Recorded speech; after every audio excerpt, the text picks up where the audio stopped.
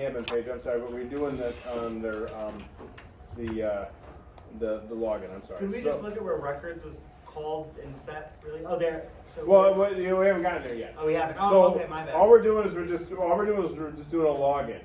Okay, so what we did is we basically grabbed the username and password from the database.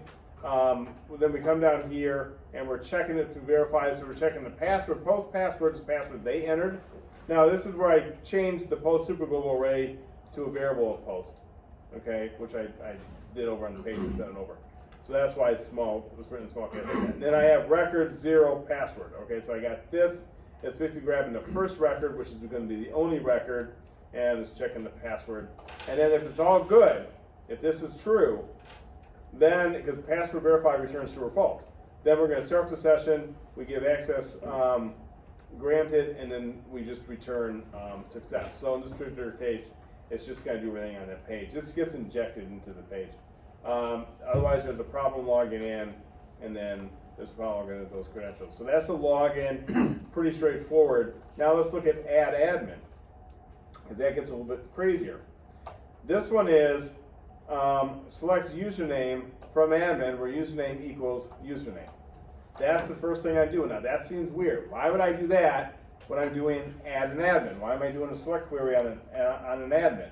Okay. Well, the reason is because I'm coming down here. If I get that back, which means my count is greater than 0, and it kicks back there's already some of that username. So what I'm doing with this little code right here is first I query the database to see if there's a username that matches what the person just entered for their username. Returning one value. If there is, then I'm telling them can't use that one. And you've seen, I'm sure you've seen other ones that do this. There's other applications that do this, right? They basically will say, you can't use that username, but you can have fshaper12345. You know, they'll give you suggestions. And this is just you using the array function versus putting it in an array. That's just how you felt that day, I'm assuming. What's There's that? no real reason for that. What's that? Because you're using it for the bindings, you normally have this multi-dimensional array thing, and in this case, you're using an array function. It looks Yeah, like. it's the older school way. Okay. Let's just say that this is a little older. This needs to be. I got to update. This is bad. It's fine. It works fine. So the but preferred way is the other method. I'm a little embarrassed. But the preferred way is the other method you were using. No, either way is fine. I mean, either way is perfectly fine. It's just that the other way is more literal syntax instead of the array method.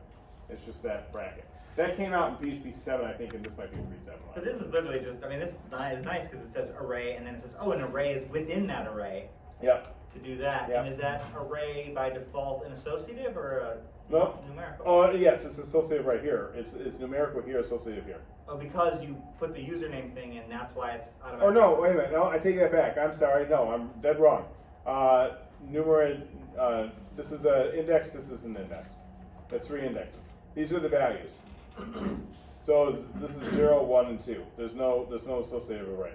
An associative array would basically be the name and that. Oh, okay, I see what you're saying. Okay, so I take that back. It's not. All right. So I come through here, and that's where I'm checking to make sure that all usernames are unique. That's how I do it, because I don't want to have two of the same usernames in this particular application. If everything's fine and comes back and my record comes back 0, then I basically hash that password right there. I hash the password right there, and then I insert it into the database, just like that. Okay. And even though I hash the password here, I still run it through this, even though don't really have to. What does password default do?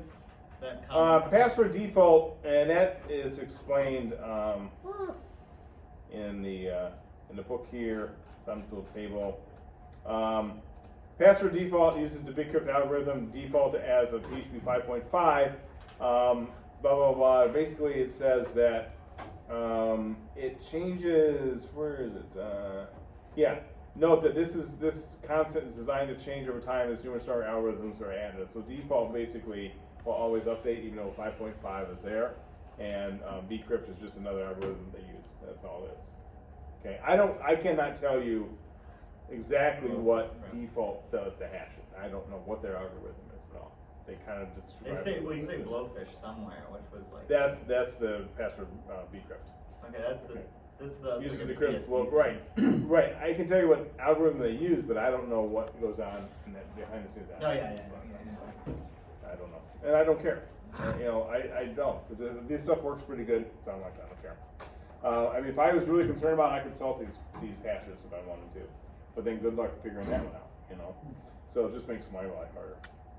Anyway, and then of course, result equals PDO other binding because I'm doing an insert, and then if there's an error, or there's not an error, it says admin added. Otherwise, it says there's a problem. So it's really pretty simple what's happening here. It just checks to see did the username exist, No? and if it didn't exist, then add it. If it did, kicks them back, makes them do it again. The rest of this stuff is basically all I did is like a modular site, and that's kind of what I'm doing here. So you can see I have home page, echo page, nav. That's where it pulls the navigation in. Page heading is basically pulling in this whole thing right here.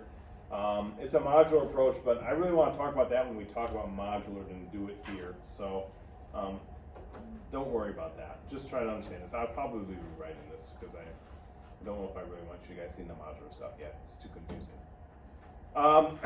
But the app is pretty simple. Display username password, that's just a select query. And just basically goes and just spits it out, you know, right there. Just grabs those lists and spits them all out. Not a big deal with that. So that's really it about passwords in a nutshell. They're really not that difficult to do, but you should always do them. Always do passwords, okay? Or hash passwords, I'm sorry. Always hash passwords. Always store them in a database and have them looked up. Don't be hard coding them on pages. All right. Seems like the hard stuff has been abstracted away. It really has. I mean, you can hash your own password if you want to. You can write algorithms to do it. But then you got to write the algorithm to do the unhashing. Yeah. I'd rather just use the PHP methods that are And you provided. risk making a mistake and it's insecure. Yep. No, and PHP actually, from this standpoint, is pretty secure from that standpoint. You know, good luck figuring that out. All right. Any questions about this one? Okay, the rest of this stuff we'll go through. I won't spend a whole lot of time on the date stuff because a lot of it is just some methods. But here's a big thing I want you to definitely grasp out of this is timestamps. So the way machines and computers deal with dates, because dates are really hard, right?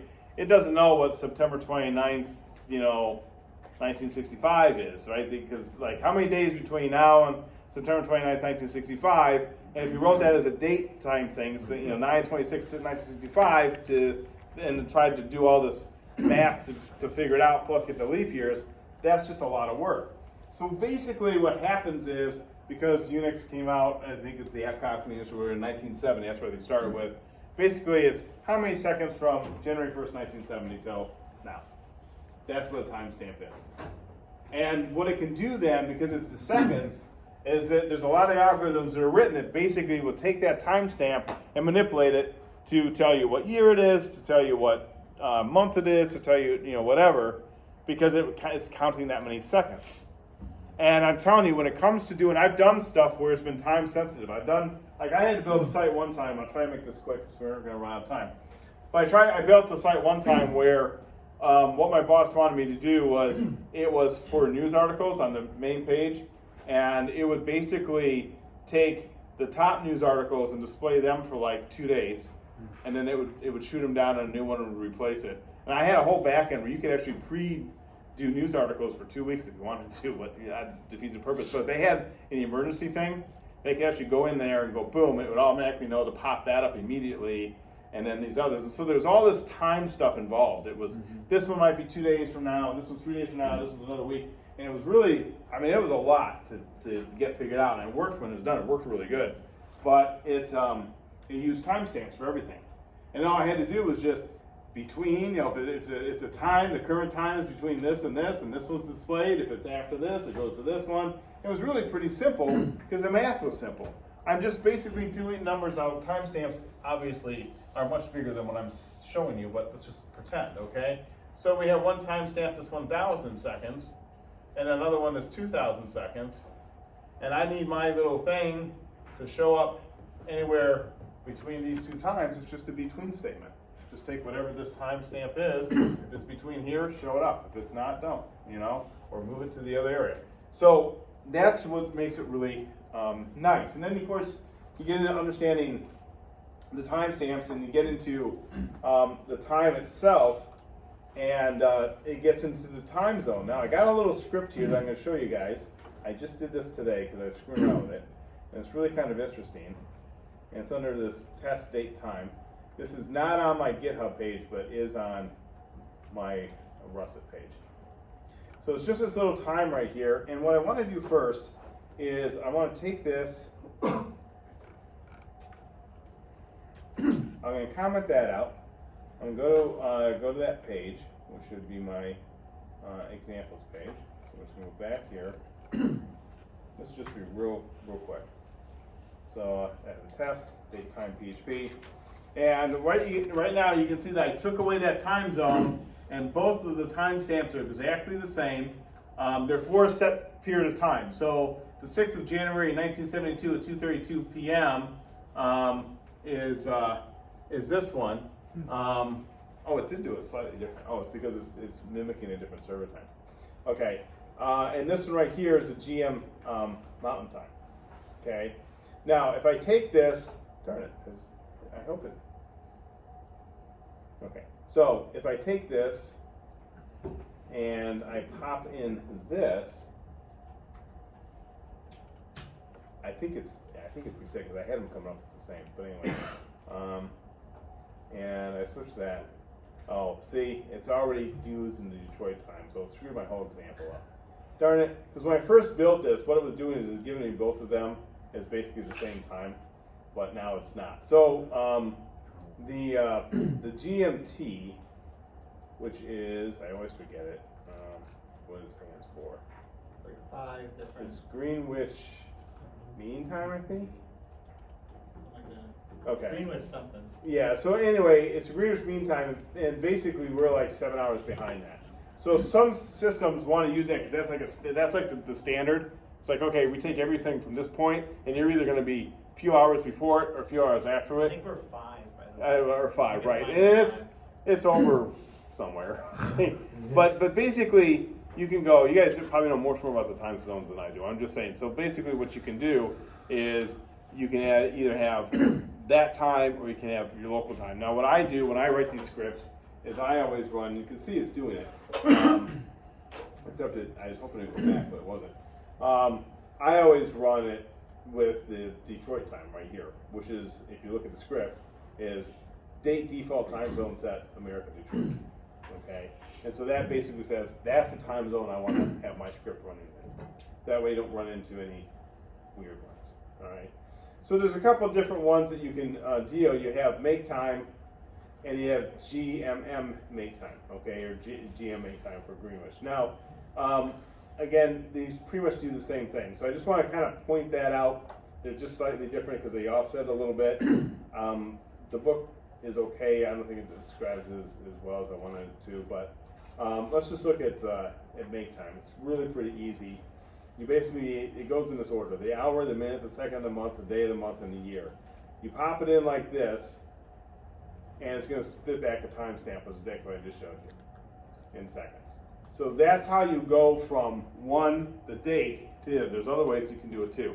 If you omit one, if you just make one of these, like you just do something like this, then it's just going to take it from, okay, wherever you're at, whatever time zone that is, it's just going to default to you. So make time really is a kind of, there's better ones, but make time basically just takes in the hours, seconds, months, days, months, whatever, and gives you back the result. If you don't put anything in there, it's going to give you, the time. GMK time, same thing, just that offset. That's kind of what this is talking about. String to time is a cool one. You just have to know what you got to get the proper string. And here's a whole bunch of examples of what it can possibly use. And you just basically just do string time. You can actually just input a string, it's gonna give you a timestamp back just like that. Here's the thing, get the right string, and that's what this table shows. Look on the PHP site, they'll show you all the different ones that you can basically use. Okay? I don't use string to time that much, but I do once in a while. Of course, if you just use time, which I think I have up here, yeah, time will give you the current one. So if you just go time, there's the current time. Okay, so you want to record when someone did start something, boom, time is the one. Or you want to do everything compared to what it is right now, time's the one to use. It's down to the second though, just keep that in mind. Okay, I'll show you another one that's kind of cool. These are just showing a bunch of string of time, there's another string of time. Now we're going the exact opposite. And so we have get date, but accepts a timestamp, returns the associated array of date time values. So there they all are. It's actually pretty simple. You got something like this. John Lennon's birthday, string of time, October 19th, 1940. What's that do? Takes the date, puts into a timestamp. Stores in that variable. Pretty simple. This now says D equals get date, John Lennon's birthday, and work out John Lennon was born on, and you got D M day, D month, D year, and so you can now take a timestamp and parse it back out into a date time format. That's one way.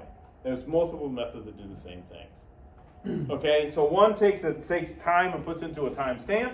The other one takes the timestamp, puts it into something that is more human readable. IDate lets you extract a single date. I'll show you where the difference is. Here's a simple IDate one. Again, it's a little cryptic. The one that I like is this date one, because what it allows you to do, even though I did find a fallacy in this one. Now these tables will show you all the little symbols and what they're going to bring back, and it's really pretty cool. But you get into something like this. So here's string to time, echo date, and then based upon what the tables say, it basically will say, so you got to escape all the letters here. But I notice when you escape the E here, it's doing a square. Not really sure why, but basically it's just it's saying the year of, or the, I forget what this one is, the time, the I'll go JS is of, and then it gives a year and the month. I think it pops back to, yeah, displays the, here it is, 28, right there. 28th of March, 2006 at 9:42 a.m. right there. I've used this a lot. I actually kind of like it. It's a little cryptic, but it's not bad. You just have to look at the tables to see what to use. Do I have these tables memorized? Of course I don't, because I write this every so often.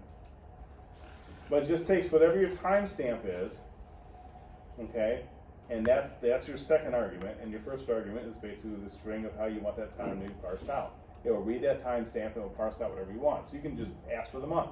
You can just ask for the year. You know, you can do whatever. You can also write algorithms to take these dates and track them and figure out how many days there are. How many days between now and January 1st, 1970? Off a timestamp, you can do that pretty quickly. It's just some division, okay? Check date will check whether you have a date or not.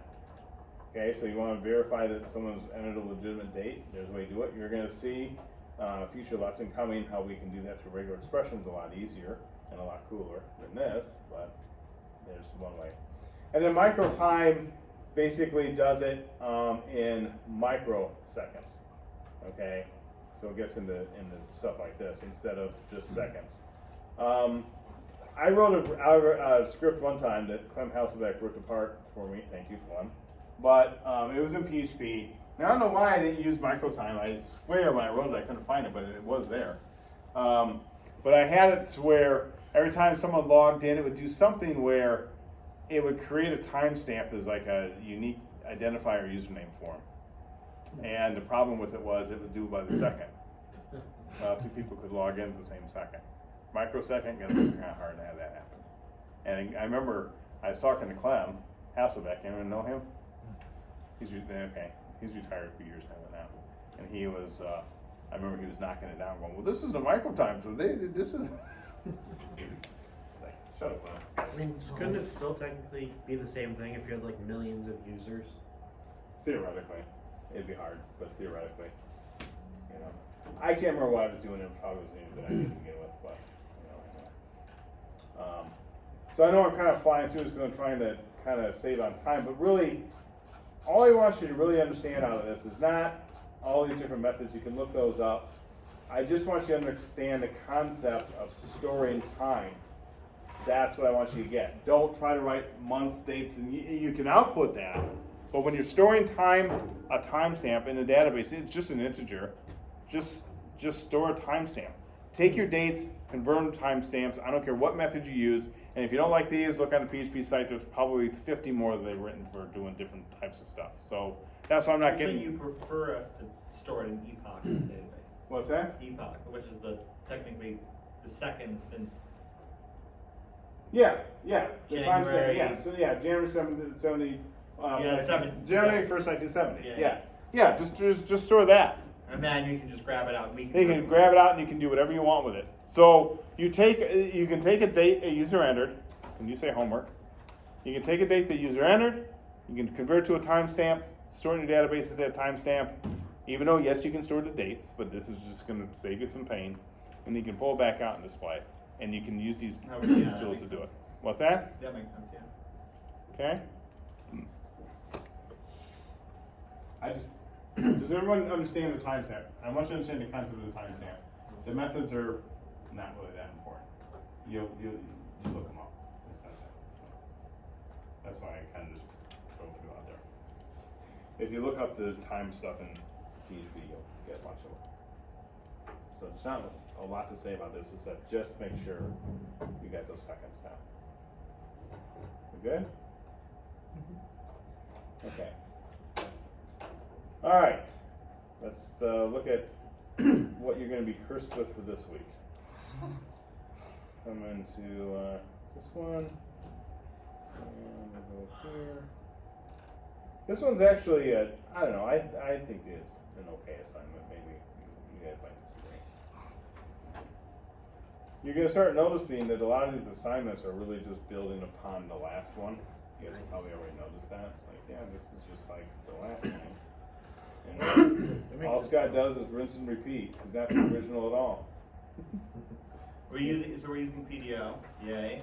Yeah. And DBCon, do you give us a starter zip again? No, I won't give you. No, I'm not giving you Star Script. I don't think I do on this one. So yeah. So now you guys don't like me anymore. We can do well. Are we gonna use Ajax again? Nope. Oh. Ajax is over. Sorry guys. Ajax is over. What But happened to building upon it? Dinosaur Land? It's in Dinosaur Land, yeah. It's just a one-time thing in this class, but I highly, I mean, if you want to get into the web, that's like mandatory, you know. But for this, that's just a one-time thing. All right.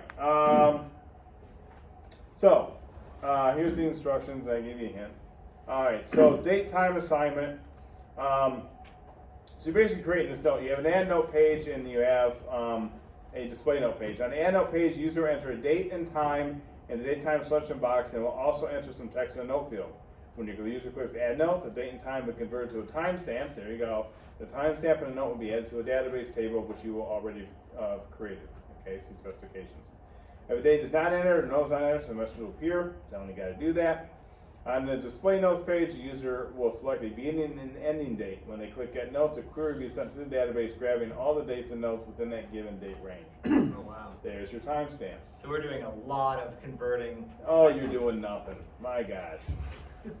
It's easy. Yeah, It's easy. Yeah. You put in a date, you convert that to a timestamp, and then you just use the between. Yeah. Okay? You just pick what method you want to use. Specifications. You need to create a data table. Contain two fields. One will hold a timestamp. The other will hold the note contents. If you want to put a primary key on there, I don't care. You have to convert what is selected in the box on the add note page to a timestamp. I'm going to display the notes, display notes page, convert the timestamp back into readable date time of, and I give you specifically what I'm looking for right there. Okay. Also, the database will display them in descending order with the most recent date first. Pay attention to that because I will be. Okay. The date time field displayed on a note page will be created as follows. So I'm basically telling you this is what I want you to use. Okay. That will create a nice little selection. We can do date and time. They're really cool. All right. The date only field displayed on display notes page will be created as follows. Okay. And so basically, here's the beginning date one, here's the end date one. Notice it's slightly different. So the query to the database is what we're gonna do the order by statement for the time, I'm assuming. Yeah. Okay. Yep. So these right here are HTML, as you can tell. Important note, memorize this. The datetime local fields do not work in all browsers, so build this application in Chrome. These are not supported by every browser. At least they weren't a little while ago, and I don't think they are still. What about Firefox? They probably will work in Firefox, but you test them, okay? All right. You want to make sure they're going to work. I will test this in Chrome, just so you know. I will open up Chrome and I will test this in Chrome because I know I guess they I work should in probably Chrome. test it in Chrome as well then. Yeah, but that's because what they are is they're really cool. Is they have a little drop down. They'll give you a little calendar. They're really cool, and they give you a little calendar and everything. Kind of like what Blackboard does, but not as clunky. It gives you this nice little calendar, and you just pick it and it will put the date in. What you've got to do, your hardest part of this assignment is going to be taking what the heck that does and converting it to the timestamp. That's the hardest part because you're going to have to manipulate that a little bit to make it work for the timestamp. Once you get that down, the rest is over. It's easy. Okay? It's converting those to a timestamp will be a little tricky. It's not beyond you, but that's the hardest part of this assignment because it won't be quite as cut and dry. I don't know, you guys will probably find some crazy method that will make it simple and I'll be all upset because it'll be like a challenge and all, but whatever. Basically, I'm gonna give you a very minimum PHP that you need. This is the same thing. I'm kind of shoving this down your throat some more of, very little PHP on the pages you'll be interacting with. Create a class that will do everything. So it says right here, you write very little PHP on the pages user will be interacting with. You were to create one class that will do all operations for adding and displaying the notes. One class does it all. All you should do is, on either page, is require the class, initiate, and call starting method. And of course, the HTML. So remember, we're separating concerns. We have two views, and then we have a class that does everything. That's it. Do we have an example of what all this is supposed to look like? Yeah, nice little video for you. Oh, there's a video, yay. There's a video, man, I'm telling you, it's like given to you. I had the solution for $50. Do you have a Venmo? I gotta be careful saying that. Somebody take me seriously, and my dean will be talking to me like, "Did you after you take your class use this solution?" Yeah, I gave myself a raise. Here you go. I gave myself a raise. I have it on video. You already said it. That's all. And I can figure it out on my own. I'm not paying $50. There you go. Did I tell you guys about the chess game against my son Yeah. for chores? Okay, I lost that one. Alright, so I should know about paying for stuff. So anyway, you can use what I provided in the examples and notes or write your own. If you write your own, you must use the video whatever. Don't write your own. Alright, I'm going to tell you guys this right now. I am looking specifically for PDO to be used, not MySQLi. And I'm seeing MySQLi popping up in people's work. If you're writing MySQLi, you're wrong right off the bat. Okay? Now, I know that you can argue me and you'd be right and say, well, MySQLi does kind of the same thing as PDO, and I would say, yeah, it probably does, but my specifications for these assignments are asking for PDO. So we want the DBCon, we want the PD. You want the we same stuff. It's all the same classes. So stuff. basically just copy 8 into assignment Copy 9 paste and is then all. delete some stuff. That's all it is. Yeah, that's all it is. And I just, but I know that sometimes I'm a stickler with these. Scott wants all these specs, but in the real world, and some of you who are in the real world working right now know this. If you have specifications for a job, that's it. It doesn't matter. You got to do what the specs say to say. If the customer says, "I want X, Y, and Z," well, you got to give them X, Y, and Z. It doesn't matter. If the company you work for says, "We use this framework for whatever," that's what you're stuck using. I mean, the way I look at it is the specifications make it easier because you know what you have to use. Yeah, you know what you have to do instead of like, you actually have less to think out because you have to think within Right. that box, right? You're like, you're supposed to think within the box. And the other thing about the whole PDO, because I wrote that whole PDO class for you, you're running your queries in one thing. If you got to write MySQLi, you got to write all the stuff that's already written in PDO for you. You do. You have to write. It's the same type of stuff. It's the same, very similar, but I make it down to like one line of code plus your bindings. When MySQLi, you're gonna have to write all the other stuff. Yeah, now you should be used to his PDO classes anyways. I mean, I'm just saying. So I'm just saying because I'm seeing a little bit, and I'm not knocking anyone who went down that route. I understand you're probably trying to figure it out, but just keep in mind that that's not you're going in the wrong direction right after that. So anyway, as promised, I got a nice little video here. Shows a little date thing, so you can watch this on your own time. It basically shows you exactly how this thing's supposed to work. And I have screenshots right here that show you what it's supposed to look like. So there's a nice little drop down. Notice this, please be using Bootstrap still. Okay, make it look nice. Here's how it's supposed to output. So you put in one date here, beginning date, ending date, and it'll display all the notes within those 2 dates. And displays, you can see, it displays the date and the time, and then whatever the note was. And these are for small notes. But this is almost a real world app right here, almost. No, it's my birthday. It's like a little thing, just little notes to yourself, the to-do list. Okay? You just can't delete them. No. So this exercise mostly is, once again, it's enforcing the whole database stuff, and it's adding the timestamp to it and making you have the formatting. You use whatever formatting method you want. I don't care. What you enjoy. Just make sure it has to look just like that though. Can I use Ajax? No. Dang. There's no more Ajax. I shouldn't have shown that to you guys. Now I've ruined you. She showed us this at the end.